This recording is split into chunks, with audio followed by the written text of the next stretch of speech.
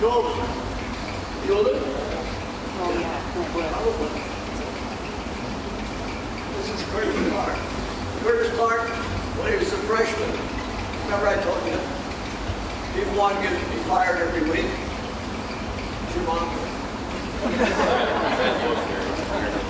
Okay. His mom was going to go to the school board because she didn't understand that I could make a freshman practice with a freshman team, then the sophomore team, and then the varsity team on the same day. I don't know what you're doing, Curtis. You're never going to play this game. Get out of college. Never going to make any money coaching it. First year he coached at Bed North. They went 24-1. Got beat for the state title by my good friend Steve Berkman. Curtis Clark.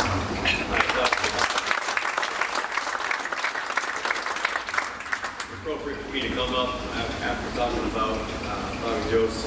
Bobby and I graduated together, and I find it interesting that you go through all this. I had no idea Bobby was even this is the first time I ever heard about him thinking about quitting, and I obviously would not have been in favor of that. I think Bobby will tell you I was one of the guys that always told him I thought he was better than what he himself thought he was. Bobby was a very good basketball player. And I never knew that about my mom either. There's probably a reason behind that because I was not alone. But anyway, yeah, I think there's probably a lot of stories similar to that.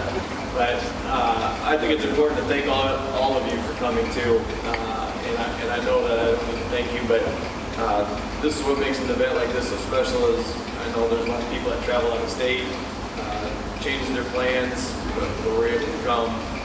I think it's also important to know, I think we all know that you played for coach, especially now that winning and losing was never the importance of why we're here today. However, all those wins, I think it does reflect on the winners that Coach built.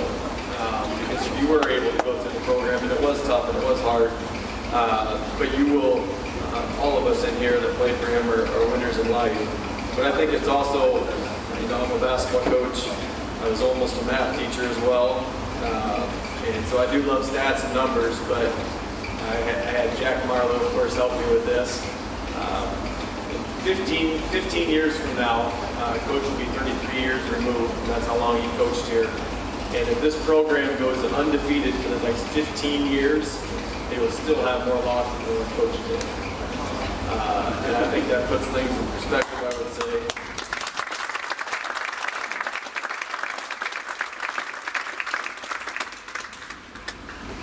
As a coach, I tell my players all the time not to listen to the noise outside the locker room. And I think those of you that played sports understand and know that because nobody knows the family better than we do. We all know there's plenty of noise outside this big locker room today about Coach, but nobody knows Coach better than we do. And there's a reason why we are his biggest supporters. I have just a couple of quick memories that will hopefully trigger some of the former players to come up and speak tonight too. But some of my good memories, just real quick, were donuts after games with their opponents. I still don't know how you did that because I've used some of the things that he did when he was a coach, but I don't know. I'm just too competitive. I don't really want to see the coaches or the players after the game. Saying thank you to the officials every time you got the ball given to you. The gold ball, what a reward that was to bring it out in front of the great fans of Maquoketa basketball. Senior night, we all got to have that opportunity to come up and speak in front of the community. And I thought it was also important for the community to see another side of Coach. Gold ball, now that I'm a coach, I hate that game. But I understand it and I know it. We played it as good as anybody in the state. And as Coach told you, I did that quite often myself. The stage that was already mentioned, I think the other thing about the stage is that last game when it was all over with, sitting on that stage, I still remember as a freshman, and Coach is tough, and I'm sitting here 14 years old trying to figure all this out. Jerry Wydell, man, tears just flowed like crazy, and all of a sudden here I am crying like a baby. I'm thinking, oh my God, these senior guys are gonna look at me, but then I look around and everyone's crying. And, the stage is just, like I said, everybody knows you don't on that as coaches or as players, what that meant to us. A couple stories. Cascade was one story is already given. My junior year when we didn't sub, we played the entire game, no subbing. My sophomore year, I believe there's probably some of you that were in here, but it was an all-out league brawl. Players are, I think former players, I don't know what it was, but Cascade student section came charging after us. I was a sophomore and I saw people throwing haymakers, coach grabbing people, and if you want to talk about chaos, you get in the locker room, players are quitting, coaches throwing guys up against lockers, and I'm thinking, holy moly, what did I sign up for here? I don't know what just happened. Didn't know whether to protect players, protect myself. And then we get escorted out of the Cascade by police. A couple of stories about Coach Streets, the dean, faltering grip. I think everybody probably had that at one point in time or another. Yabbit. It took me maybe a year when I would say that. He looked at me and said, "What kind of rabbit is that?" I think several times I just kind of walked away, I don't know. And then a year later, it kind of dawned on me that a yabbit was just kind of like he didn't really want to hear an excuse. He just wanted me to listen. Coach Streets, as we all know, is kind of a translator from what Coach was saying or yelling. And after you got done with that, the coach, what I really think he was trying to tell you is that you can play better basketball. And of course, with a grin. Probably one of my favorite stories with Coach Streets, I think it was my senior year, but I know it was Dyersville, I think. And tagged Chris, a teammate of mine, who was down here and this hoop, threw and got an elbow right before it, just split me open. And we had the game. I think the game was in hand. We were going to win, and I was worried about not being able to play anymore. And so Coach Streets took me into the equipment room over there to go get examined by the professionals, which was him. And he looked at it a little bit. He grabbed a piece of gauze, slapped it on my head like this, wrapped tape around my head like that, and said, "You're good." I grinned, and I thought, okay. A couple of stories about my sister in a roundabout way. Coach always thought my sister had 8 to 10 birthdays because I was, I think I can admit at this age in my life that I tried to take a break every once in a while from him. And so I thought I did a much better job than that. I thought I moved it to Grandpa's birthday, Mom's birthday, my cousin's birthday, but apparently I used my sister too many times. And I also used her for the morning part to where I had a babysitter, and I did have to do that. Of course, Coach would find another way about that, and he said, "I'll babysit her." And I'm thinking, how am I going to explain to my mom and dad that Coach Fleming is going to watch my sister? I don't think this is going to go over. But he found a way, and what he did is she had an open account at T&T Ice Cream if she would come to the park. And one story was, I remember coming into town Friday, Sunday night, and she told Dad to stop. My sister was 10 years younger than I was, so she was probably around 7 years old. Told us to stop. We needed ice cream, and it was on her. She had a tab on Coach Fleming.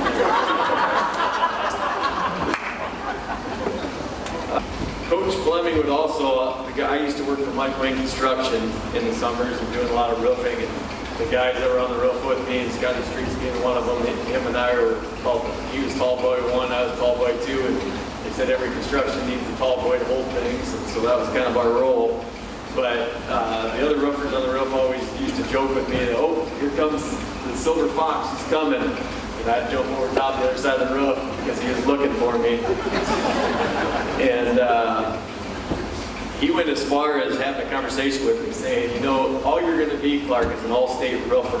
You're never going to be an all-state basketball player." And this went on for years to the point where he actually made me a shirt.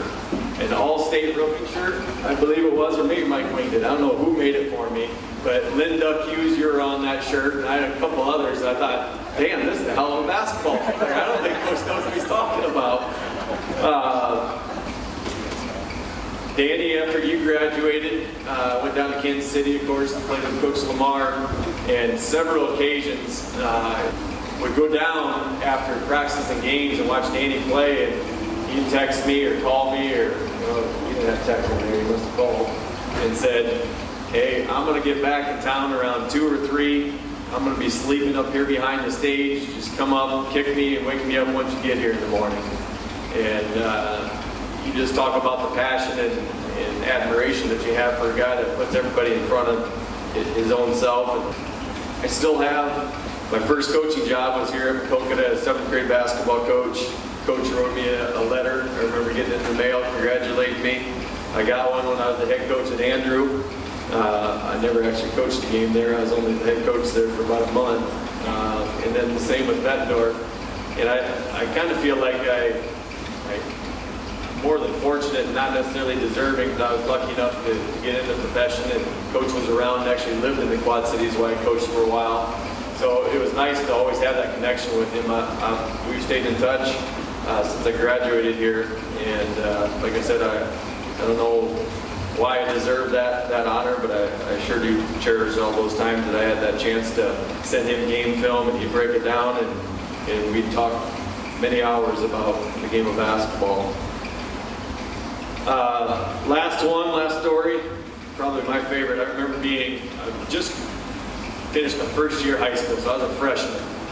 And the story about him is true, where I was waking up in the morning, practicing the varsity. After school, I'd either go to Delmar for freshman practice, and then I'd come back for sophomore practice. And there were times I practiced 4 times in a day. And I do recall my mom not being real happy with me because my grades weren't overly well. And I think that was, I'm guessing, I'll have to ask her if that's where it all stemmed from. But I remember in the summer, coming home from the park, he gave me a ride, of course, in his Cadillac, and he mentioned to me, you know, what do you think about, I think I'm going to make you a captain this year. And of course, I don't have a lot of time to think, but I had all these things going in my head, and it's still in my memory today that this guy's out of his mind. And I don't even think I'm good enough to even play on the team. And this guy's going to throw me into the wolves as a captain over top of these juniors and seniors. And he was crazy, but I just thought he completely lost his mind that day. And of course, no one was at that age going to tell Coach Fleming no. So I said, absolutely, that would be a heck of an honor to be a captain for this team. And I don't know if I ever talked to those senior guys, but I know I wanted to, that this is not my idea. I don't want to be a captain, but I couldn't tell Coach no. I do know without Coach Fleming that I would not be in the profession that I am. And I don't know what I would be doing, but I know 100% without his knowledge of the game that was passed on to me, his passion for the game, I know for a fact I would not be coaching. And there are some days, I may hate you for that, but it is the gift that keeps on giving, and I'll be forever thankful of that. And I know I'll never hold a candle or coach as long as he did, but we do run the play Memphis, and Coach Mack at North Scott, who also ran Memphis in high school, still doesn't know how to defend it either, so it's still working.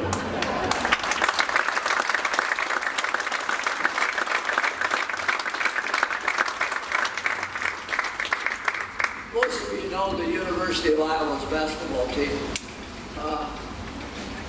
It would be a year ago, I had 3 of their starters that I worked a lot with. A guy named Peter Chalk, who'd been at my point guard camp when he was in 5th grade. His older brother, Dow, I would have dearly loved to have gotten here. Or Quinn Moore. I worked with Nicholas Bear, who was a number 8 player. And then I worked with the last of the brothers, Bohannon. For those of you that know what Bohannon did this year, he had tied Chris Street's record, and he went to the line and missed the free throw that would have given him the record. Kid's name is Jason Bohannon, and Jordan, and he's the older brother is Jason, and then the in-between one, the one that went to Air Force, I worked at my camp, and he and Jordan had come up with a scheme. And I see something new every day in basketball that just makes me think, this is an amazing game to sport, to coach and to play. And last night, my Warriors won, and I love that dearly. I'm sorry, but they play the game the way people are supposed to play. They pass the ball, they're unselfish, they truly care about each other. How many of you know what team in the NBA makes more passes a game? Golden State, over 300 passes. What team sets more screens? Golden State. And I've never seen anybody like Curry. He takes crazy shots. But you can tell how much his teammates absolutely love the guy. My oldest son went to a Golden State game, and my grandson's name's Matt. He said, Grandpa, Curry made 3 straight threes, and I had to put my hands over the ears because that arena got so loud I couldn't hear. Matt, I want you to stand up. Stand up. Turn around. Matt is one of my all-time favorite fans. He's Dan and Carla Beck's son. And Matt's been a manager of your team for 35 years. We're playing at the University of Preston, and the place is absolutely packed. And Matt and I have always gotten along ever since I first met him when he was 3 or 4. Matt comes running out in front of the scoring table, and he has a Preston t-shirt on. And he does like this, and he turns around. And the Preston fans just go nuts. Then he proceeds to tear that Preston t-shirt off, and he has a Maquoketa basketball team. That's one of my all-time favorite memories. Both sides of the place just went nuts. Thank you, Matt. Thank you. Okay, who's next to this cavalcade? Oh, you two.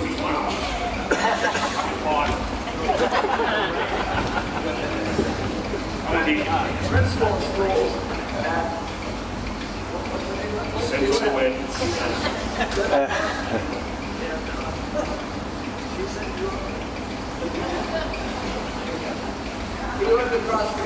I'm going to be real quick because one thing for sure I'd like to mention is basketball was better for me than I was for basketball. You know what I'm saying? There's a lot of ball skaters, a lot of real big studs here. What Coach Fleming did for us, all people that dressed 15 kids were really part of it. I was fortunate to play a little bit my senior year and had a great year with Coach and his son, Jeff. But more importantly, probably than anything is, I did get to coach against Coach Fleming. I was hired to take longtime Neil Padgett's place, which was also a great friend of Coach's, who passed away a few years back. And I got to coach in this gym. And Coach Marshall, we did meet him here. And he beat us to win that year. But I think more importantly than what I'm saying is what he's done for me. My parents and Coach Fleming, probably the most influential people in my life. And I certainly would not be the person I am today without him. I was his neighbor, so I was at his house constantly from age 6 on probably. I don't have a lot of stories because some of them aren't probably appropriate, but I know we came up here with him when he was working. Jeff and I and Jim, and he'd make us run all the way back next to the car to Butternut Street. He wanted us in great shape. You remember that, Coach? We ran back and we were probably 8, 9 years old. But anyway, I just want to say one thing, and I've been texting you back and forth at times that I love you. You said that to us every time before we stepped on the court. And also, the handshakes that we had at the end of our season, and he held on and wouldn't let go. I did that very same thing for 20 years with my players. And when Curtis said that about all the kids crying, they were, but guess what you wanted to do the next day? You wanted to get your butt back in the gym. I would have gone and still would, Coach, go through a brick wall for you. And I wasn't the stud player, but what you did for me and where I'm at today, I love you.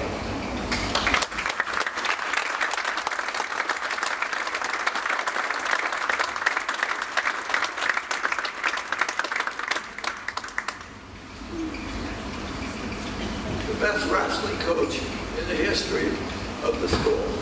And wrestling coaches and basketball coaches aren't supposed to get along. We've been dear friends forever. We were co-7th or 8th grade football coaches for 25 years. Jeff Tampier.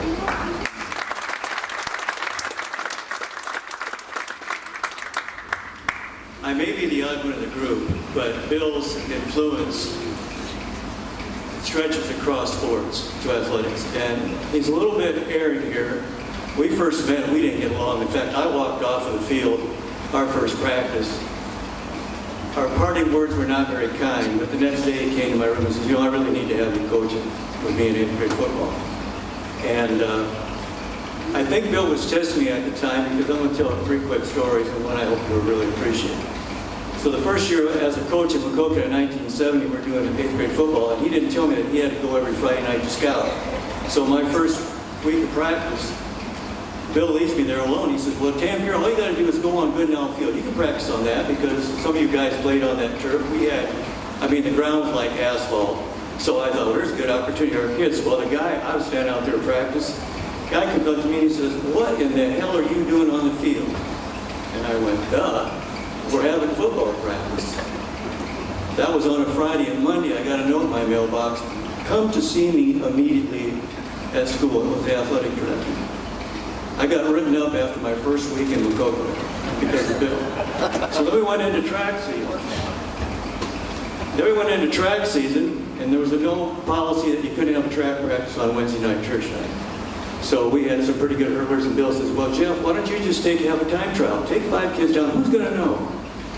We get down, we set up the hurdles, and I look out the corner of my eye, and here comes the athletic director in a dead run. And Mr. Disney doesn't run for anything, but he was running towards me. And he politely told me to get to his office the next morning, and I did. He says, Tampier, one more time, you're going to have 2 write-ups your first year of teaching and coaching in Maquoketa, and it's not going to go well for you the rest of the year. So I finally decided, maybe I shouldn't listen to Coach Fleming as a mentor my first year. And I think he was testing me because right after that he says, Tampier, why don't you give up wrestling and start coaching with me? And I told him, no, my chosen sport was wrestling because I can't coach anything that simple. You get 1 point for a free throw, 2 points for a 2-pointer, and you get 3 points. Well, in wrestling, you can score a lot more points than that. Here's the best story of Bill Fleming that I can tell you in our career for 48 years as being friends.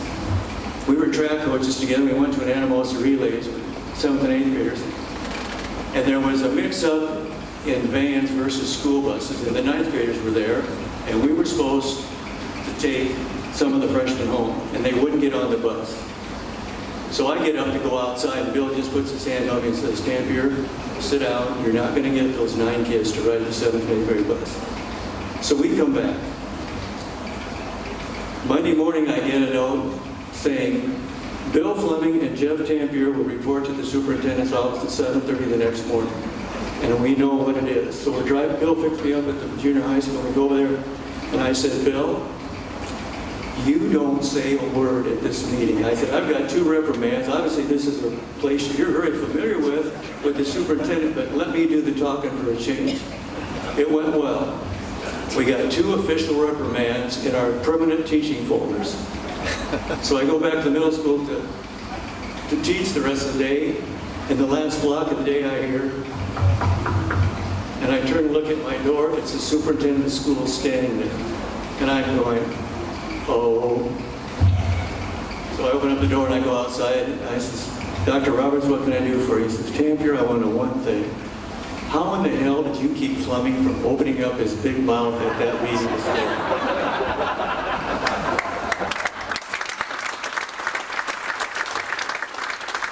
So lately when we were trying to shut him up, I had to take him. Bill's influence transcended to a lot of different folks, and I never played for Bill Fleming, but I'm probably in second command behind Denny Streets. I could stand to work with him as long, because I know he went through a lot of assistant coaches. But he taught me more about building teamwork, about team discipline, about having some character, and only accepting their very best. And in fact, I'm a fan of Maquoketa athletics, and I still am at 48 years. And my wife and I hardly ever miss an activity. And I learned so much from Bill Fleming, and that's the kind of example that I want to set for our wrestling team. And Bill and I had a great working relationship, basketball, wrestling. In fact, one of our goals one year is that I told our wrestling squad, guys, this year, you know what we're going to do every meet? What, Coach D? We're scoring more damn points than the basketball team we did every year.